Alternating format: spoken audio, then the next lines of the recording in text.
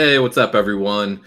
Dan Gaspar here, joined with the one, the only HeadChopper to talk a little bit about Betcha here on Friday. Chop, how you doing, man? It's Friday. We're another week closer to the kids getting back in school and to some to some NFL, some college football. So I'm happy, man. Yeah, man. There's nothing like football season, especially MLB this time of year. Is just it's a grind.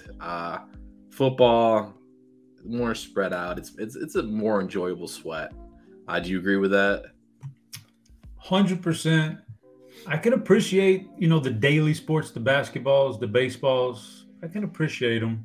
There's something about that, but there's also something about them, a sport making you wait almost a full week to get that one big everything piled into 6 hours of sweat. That's just, there's nothing like that. And so I can appreciate that.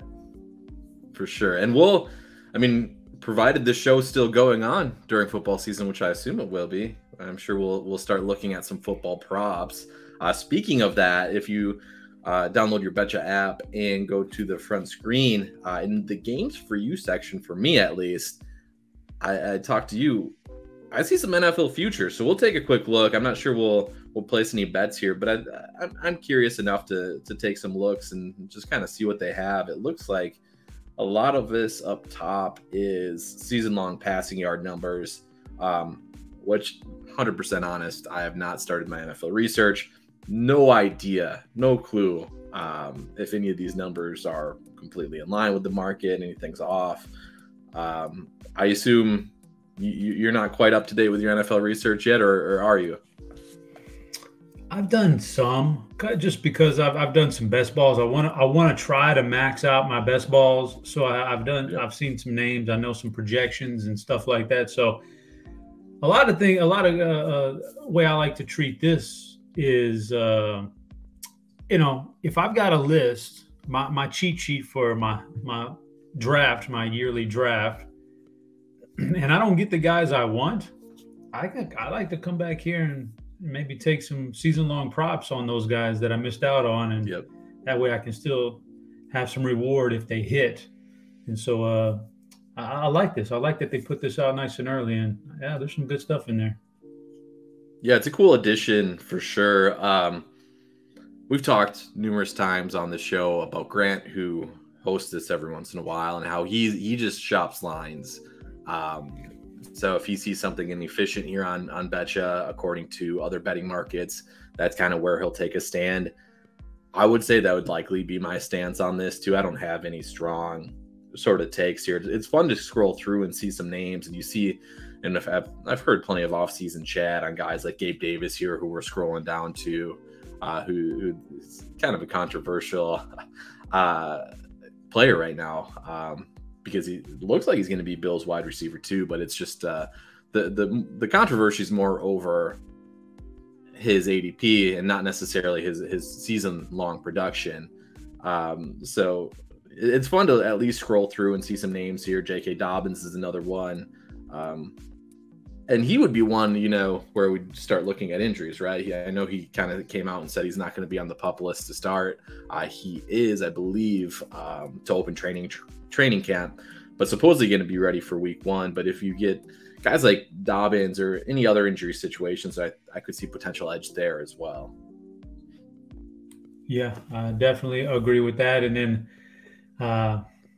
you scrolled by a guy just now that I'm really high on, and it seems like the market's down on him. Allen Robinson right there, that's a low number, and I feel like he's gonna crush. So guys like that, I definitely like to target in something like this, and I just have a little fun with it. Yeah, I mentioned I haven't really gotten down to my NFL research yet, but I still, I have the tweet deck up. I still have NFL beat writer reports, and it's fun to see some of the retweets that come through your timeline. One of those yesterday was Allen Robinson's quarterbacks he's played with. Yeah, it's fairly safe to say it's going to be an upgraded situation here for him. So it'll be fun to see kind of how he performs. The difference between him and then I saw him compared to like Julio Jones. I saw somebody take a stand that they like Julio Jones better than A-Rob. I think Julio Jones is just washed.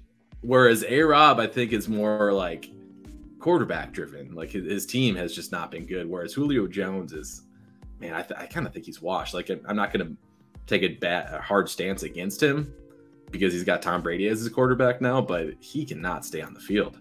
Do you have a Julio Jones take at all? I hope we're wrong on that because Julio Jones, when he's good, is really fun to watch, and I'd love to see him with Tom Brady. And it's weird to see that, like, 1 year he's still Julio Jones. He looks good. He's doing his thing. And then the very next year he goes to Tennessee, and it's just like, who is this guy? This is a shell. Did he really drop off in one off season? So I think I'm with you. I think he's just probably the injuries caught up. He's a big guy. His age, he's always battled stuff. Even coming out of college, he had that foot injury. So I kind of agree with you, but I'd like to see him like get back just one big time year. But just a little spoiler teaser on my predictions is I think Tampa's really going to struggle now with their offensive line beat up and losing guys. And so, yeah, their center was out. I don't know what the center injury is, but I saw that happen. Oh, he's going to be out. He's more than likely he's out for the year. So okay, they lost about 60% of that line that's protected him the last couple years. So I kind of think they're going to struggle a little bit, but I'd love to see Julio like light it up one last time. That'd be great. Yeah. And I mean, Tom Brady is on that special diet and has defied age to this point. But you're saying Brady might get him on that TB12 diet and get Julio back. Now, no, I'm saying age eventually catches you, right? Like, you know what? It's kind of crazy. We're old. Me and you are like we're starting to get old. Can you imagine how old are you? You got to be high 30s. Let's go up into the 40s, man. Okay, so you're a good comp for Tom Brady, right? Like, I was just going to say that. I heard that 45, 46? 45 years old. How can 45 years old, man? It is unbelievable that you're playing quarterback at a high level in the NFL. 45 as a guy. Okay, 44. I just Googled it. 44. August 3rd is the birthday though, so we're only about to be 4 or 5 days short here. Yeah. Like you said, I'm a comp for that, and I can't imagine. I've over the past 5 years, I've had to have gallbladders taken out and all kinds of stuff done, just from getting old. Yeah. And I can't even hardly get out of bed sometimes. My back hurts so bad. I can't believe this guy's playing NFL, man. It's crazy. It is, and I don't think people realize or recognize that enough, to be honest. Like, you get out. I play with my kids hard one day, and the next day I'm sore. So yeah, I guess enough though about some of this. The NFL. Oh, I did want to mention there was one guy that I saw, Michael Thomas. You think he's back? He says he's back. You think he's back? I think so. I don't see why not. Jameis throwing to him was pretty fun too, right? I'm very, very interested in Michael Thomas in that physically he should be at or near his peak. He only missed because of the injury. It's not like his age is catching up to him or anything. He's still young. The last we saw of him, he had, quite frankly, a couple years of a noodle-armed quarterback who was also getting old, Drew Brees, and now he gets a strong-armed quarterback, and I'm very interested in Michael Thomas, yes. Yeah, he'll be interesting too because he kind of got the nickname Slant Boy, right? Yeah. But was that more a byproduct of his quarterback's arm going out, or is that just his route tree? So that'll be interesting to see. I think he's more capable as a receiver, and hopefully Jameis can unleash that if Jameis comes back healthy as well. But yeah, let's get off the football talk here. Let's go to baseball, and let's actually make a couple picks here. For the folks today. I think last week we went 1-2 on our picks. Again, this is kind of just a fun alternative. We're using the Betcha app here. If you want to, you can go ahead to the Betcha app, use promo code Grinders, and you'll get up to a $200 deposit match. So what you do is you pick player props. We'll pick a few for you today that you can either tally or make some variations on if you would like to do so. Chop, did you do any research heading into this? Do you have anything you were eyeing up specifically? Any games you were eyeing up? Yeah, I like the very first one there, the Mets Marlins. Number one, it's a 5:40 game, so it's not on the DFS main slates. So this is a good way to get action to a little solo game here, and have a little sweat in it. And so, yeah, I kind of looked at it and said, all right, let's take a look at Bassett and Alcantara, like two good pitchers. I pulled up the bat and said, what is he projecting? He's projecting both these guys to go over the strikeout numbers. Yeah, so we got that going for us. The bat agrees with us there. Alcantara is just a stud, man. So, and then look what they gave us here. They gave us a couple Fortes. I don't even know if he's going to be in the lineup, but it's hard with the catchers, right? Yeah, but even if he's not, the other two guys, these are bottom of the order guys. Like, you could get the benefit of these guys not even getting that extra at bat later on in the game. So I think you got a lot of odds working. Like Sanchez and not too bottom. Sanchez bats like 200. Yeah, and he's got he's been getting platooned too pretty heavily. Yeah. So if Bassett gets out and they throw a lefty in there, I mean, all the odds really look good for Naito, Sanchez not to get a hit in this game, and then the strikeouts to be pretty good for the two pitchers. I really like this one right here. All right, let's do let's make it a 3-man then, with Jesus Sanchez under. So what we'll do here is we'll go with the Chris Bassett over, the Sandy Alcantara over, and the Jesus Sanchez under 0.5 hits. Yeah, I like that. And you mentioned Derek Hardy's projection system. The bat does have these as values right now. He has Chris Bassett projected for 6.25 strikeouts, and Alcantara projected for 6.19. So potentially some value there. Let's go for one more game before we log out. I'm curious to see what we have for hitting props here. And I should mention, we mention it every week. Typically, we get more hitting props throughout the day added on to take a look at. I was looking to target Anibal Sanchez here, and if you were doing so, it would be with some of these guys. Not 100% on board with that. So I'll let you pick out one more game for us to take a look at. Well, before that, where do you think Juan Soto's going? You think he's going somewhere by Tuesday? Man, what is the Padres, right? It's supposedly the Padres. That's the new front runner.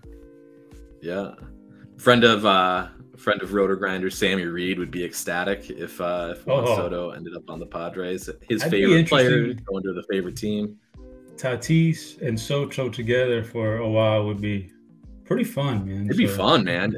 I feel like the Padres have, we got the hype on them for a little bit because of all the acquisitions they made, because of Fernando Tatis, and things have kind of cooled off a little bit. Their pitching staff looked excellent. Like they're fine. They're 55-45 so far this season, but it feels like they're almost underperforming. So yeah, Soto there would be fun for sure. Be very fun. Let's look at that. The one right there, the Toronto game looks pretty juicy right offhand. All right, let's go to Toronto. Tigers. We got Brian Garcia, I believe, is starting for the Tigers, and then we got Alek Manoah for the Blue Jays. Do you have a stance on Manoah here? I mean, yeah, he's not a big strikeout guy, but it's the Tigers. He might have 2 or 3 free ones with Javier Baez, so kind of don't mind taking a stab at it. Yeah, I don't mind taking a stab at him. And then on the flip side, those Toronto hitters kind of look good tonight against that pitcher there. So it seems. Yeah, I like the total bases here too. Yeah, agreed. Yeah, make sure what you're looking at too. That's the other thing, is just read what the prop is. Alejandro Kirk is 1.5 hits plus walks versus Bichette and Vlad are total bases. So we get an extra base hit out of Bichette and Vlad, and we're golden. Whereas if you get an extra base hit out of Alejandro Kirk, you're still looking for one more hit or walk there. So I prefer the total bases typically, especially with power hitters like Vlad there. So it does look like we do need to add somebody. I feel like this might be a new addition, where you have to add somebody from the other team as well, is what it's telling me before I go on to the next tier. So do you got to take? I mean, I am completely fine taking Tucker Barnhart under anything. Either one of those, the Barnhart under, or we've already got the Toronto hitter. So the going Detroit Tigers pitchers under would be fine too. So I think you're pretty set up either way, whatever floats your boat there.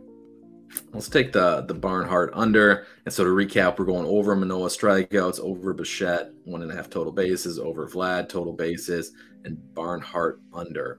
Again, this is a 4-person pick, so if you get them all correct, you are 8.5 times in your buy-in. And if you don't, you get a little betcha bucks back anyway. So. Yeah, if you get half right, if you get half of them right, you get some betcha bucks to play on some other props. I have done that a couple times where I completely forget about the whole betcha buck system and think I just completely lost a pick. I'll log on and I'll see, hey, I got some betcha bucks.